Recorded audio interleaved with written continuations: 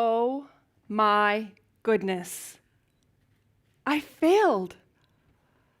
Those were actually my exact words when I discovered that after a long semester of late nights and endless highlighting, I had failed anatomy. True story.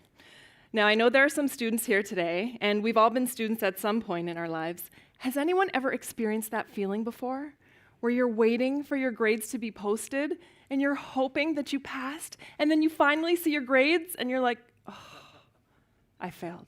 Well, that's pretty much exactly what happened to me, and I was actually really devastated when I found out that I had failed. I even considered giving up and dropping out, because anatomy was just so hard. And it wasn't just regular hard. It was a different type of hard that I hadn't yet encountered. I couldn't just pull an all-nighter and cram my way to an A, which I may have done for some other courses. For this course, I had to learn all this new terminology and actually understand the material, according to my very wise instructor. And there was just so much to learn. And I had a lot going on in my life at the time, as most students do. Relationship problems, money issues, life, stuff. Juggling all those issues made understanding anatomy and life all that more difficult. But as difficult as it was, I stuck it out, and I'm happy to report that I passed anatomy the second time around with flying colors. I went on to, oh, thank you. Yes, thank you. I went on to complete my education, and here I am today, a learning strategist, which means I now teach students how to study for a living. Yes, that's right. A lot of the stuff I know now would have come in really handy back then. Today, I work right here at Centennial College, where I have the pleasure of working with many students, including students who are taking anatomy. Now, many of these students come to see me to tell me all about how anatomy is just so hard for them. And the typical anatomy students I see will often say things like, I honestly don't know how I'm going to pass this course. And one student even said, Joanne, I think I need a miracle because it is physically painful for me to read my anatomy textbook. And I tell them, I get it. I feel your pain. I've been there. But every now and then, I would come across a few students with a totally different narrative. Rare anatomy students who may actually be doing well in the course, some who excel in the course, some who even enjoy it. I wondered why these students in particular, who were also likely juggling relationship problems and money issues and life stuff, I wondered why they were able to be so successful while so many other students seemed to be struggling. So I decided to learn more about their habits. And while they all shared many of the ideal student habits, such as doing their readings before class or actually going to class, I noticed that there was one interesting thing they all had in common. They exercised regularly. That got me thinking. I wondered if it was the exercise that was helping them to be so resilient. Now, I was already well aware of the many benefits of exercise on the brain, how it can increase your focus and your ability to sustain attention, increase your energy and motivation, and also improve your short and long-term memory. There's actually research to prove this. In a 2007 study by Kottman and co-authors entitled Exercise Builds Brain Health, researchers found that moderate aerobic exercise caused an increase in many areas, including neural pathways, literally increasing the size of your brain and resulting in your brain being better able to retain and recall information. So what this basically means is that exercise can help students improve their ability to learn. Amazing. I also recalled that many of our students are very stressed out, and it's quite common for them to struggle with mental health issues such as depression and anxiety. But there have been countless studies on the benefits of mental health for exercise, many finding that exercise can enhance treatment or even be just as effective as some medication. Exercise can actually help to reorganize the brain to be more resilient to stress, which can lead to increased perseverance and the ability to stick it out, ultimately resulting in better grades. So amazing. I then thought about how exercise had enhanced my own life.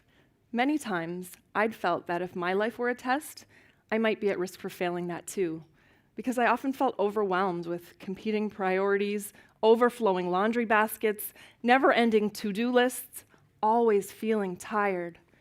But when I started exercising more regularly, positive changes started to occur. I slept better, so I had more energy, and I got more done. I was also in a better mood. I was even able to say, "Yes, bud," with the exact same level of patience when my son said, "Mommy," for the 100th time in an evening. Mommy, mommy, Yeah. mommy, mommy, mommy, mommy, Yeah. mommy. I'm not lying, that's a typical evening at our house. With regular exercise, I was also more focused and productive at work, and more vibrant and enthusiastic when I met with students. I fell so in love with exercise that I even became a certified fitness instructor, which then led to a chance to do a TEDx talk, which is really a dream come true. Exercise caused this positive ripple effect in my life, and I really, really wanted to make it a regular habit. And even though I personally experienced all of these positive benefits, I sometimes still had difficulty finding the time. And that made me think of the struggling students who came to see me. Most of them already had difficulty managing their time between their courses, their jobs, their families. This is an actual study schedule that I created with one student. The white spaces are supposed to represent the free time. There's no free time. They hardly found the time to come to the study groups we created for them, let alone exercise. But that's when it hit me. If exercise can help students to learn better and increase their resiliency, then what if I created a study group that was a fitness class so they could get more exercise? A fitness class where they reviewed the anatomy and physiology of their body as they exercised it. Brilliant. It would be like a 2-for-1 deal, where students could work on learning their anatomy while they worked out their body, where they could learn and burn calories. They could move to improve their grades. Oh, I was so excited about this idea of a study group / fitness class. I basically talked about it to almost every single person I knew and maybe some random strangers. And I decided to call it Anatomy Boot Camp, ABC. The first 3 letters of the alphabet, and the first steps that students can take to achieve academic, mental, and physical success. I opened it to any student taking the course, and my mission was to help students to make a deeper and more meaningful connection to the information they were learning. Anatomy Bootcamp would help students to review their course content while reaping the brain-boosting benefits of exercise. I enlisted the help of some awesome anatomy tutors, and we created an exercise program that closely followed the course outline. So each week, we would review the same concepts that were covered in class, and then we'd reinforce those concepts through the exercises. So now I want to give you all a taste of an actual anatomy boot camp class where we reviewed the anatomy and physiology of the shoulder joint. But before we get into it, I first want to give you a small taste of what an actual anatomy student might go through when trying to learn about the shoulder joint themselves. So what would likely happen is that they would refer to their textbook or their notes, and they would try to read something like this. So do you now understand why I failed? Okay, so we're going to do a warm-up activity that we did in the Anatomy Bootcamp class, and I invite you to participate if you're able to, okay? So everybody remain seated. I want you to just raise your arms up to shoulder level and down. Raise them up and down. Good. So who can tell me what is the name of the joint that we're exercising right now? The shoulder joint, that's right. Actually, the correct terminology is the glenohumeral joint because it's the joint that connects the glenoid cavity of your scapula, which is your shoulder blade, to the long bone in your arm, which is your humerus, okay? So who can tell me what type of joint is the glenohumeral joint? It's a ball and socket joint. Very good. So because it's a ball and socket joint, that means the spherical head of your humerus connects to the round socket of your scapula, like a ball and socket. And because it's a ball and socket joint, it allows for movement in all axes. So fun fact, this is actually the most mobile joint in your entire body. Okay, so don't stop yet. So you may be beginning to notice a burning sensation right about now, right? So what that is when the muscles are contracting and relaxing, they're releasing metabolites, which are substances formed in metabolism. So things like sodium, potassium, ADP, and lactic acid are releasing to cause that burning sensation, which is probably making you want to stop so you can stop. But I hope you are all paying attention because there will be a test on this in the end. Just kidding. So not all weeks were this easy for us to make such a natural connection between the exercises and the movements and the content. Some weeks were a little more challenging and forced us to be a little creative and think outside the box, like the week on the digestive system. I had the students pretend to be actual pieces of food and visit each of the stops down the alimentary canal, which is the pathway your food takes during the digestive process. It was so funny to see the students pretending to slide down the esophagus and be churned around in the stomach and intestines. And things got really interesting as we got near the end. Yeah. But the students loved it. They laughed a lot and they learned a lot. And the classes often ended up being quite facilitative as well. The students answered each other's questions, helped each other out, and cheered each other on. There's definitely an added bonus to exercising in a group. The social element can greatly enhance the learning that takes place. And there's research to prove this as well. In a 2012 study by Thomas and co-authors called The Effects of Aerobic Exercise on Brain Structure, researchers found that rats who exercised in enriched environments, which included exercising with other rats, reaped more benefits compared to those who exercised alone, such as the formation of new neurons. And what's so great is that these benefits, some of them continued even after they were finished exercising, which is amazing. And I'm not comparing students to rats, by the way. I just love that the research supports what I was hoping to see in my classes. And if the students were able to come to the classes, maybe for 1 hour, anatomy didn't seem so hard. And maybe they didn't think as much about their relationship issues and their money problems and the life stuff that they were juggling. Because even though it isn't easy being a student, they realized that exercise helped them feel better. And it helped them learn better too.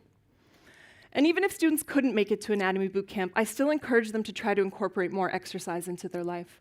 One student I met with last semester named Brittany came to see me, and she was completely overwhelmed and exhausted. She was working full-time while studying, and to be honest, she was barely getting by. I taught her several study strategies, and I talked to her about the importance of taking care of herself so that she could optimize her brain for learning.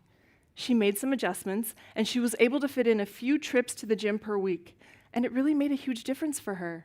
She persevered and was able to stick it out and successfully complete her courses. And when she found out that she passed anatomy, I swear she sent me like 10 thank you emails. But I was really happy for her, and I still feel so proud every single time I see her at the gym. It's really been an amazing experience being a learning strategist and getting the chance to help students to be more successful in their studies. It's incredibly rewarding, and I'm always trying to think of fun and creative ways to support students and to help them thrive. Anatomy boot camp was just a cool idea I had, and although it's caused me to have to go back and review my anatomy knowledge yet again, as a learning strategist, I'm always happy to continue learning myself. In the meantime, I will continue to encourage all students to be more active, and I try to encourage everyone in my life, really. My family, my friends, my coworkers. And I do this because I've seen firsthand how exercise can help people to improve mentally, physically, academically, holistically. And I get it. It's not always easy trying to find the time in the midst of our busy lives. Many of us don't have a lot of white spaces in our schedules. But we can continue to think of creative ways, of other 2-for-1 deals like Anatomy Bootcamp, to somehow try to reverse the trend of inactivity and increase our probability of resiliency. And sometimes it's just a matter of taking advantage of opportunities to do things like take the stairs instead of the elevator, to park in that far parking spot, to take a walk during your study break, or to just get up and walk while you're watching your favorite TED Talk. As long as we're finding a way to be more active.